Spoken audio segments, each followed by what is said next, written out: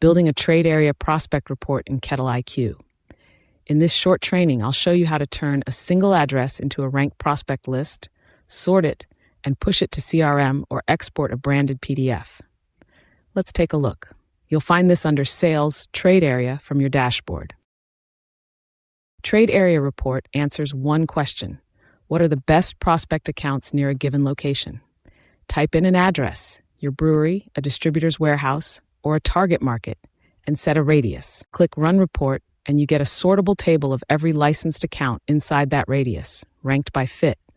Sort by beer receipts, total receipts, or growth to prioritize your list. Select the accounts worth pursuing and push them to CRM to create pipeline entries all at once, or export a branded PDF, a polished leave behind you can hand to a distributor partner. This turns a single address into a ranked, actionable prospect list in under a minute. Instead of scrolling a spreadsheet of addresses, you're working the strongest accounts first.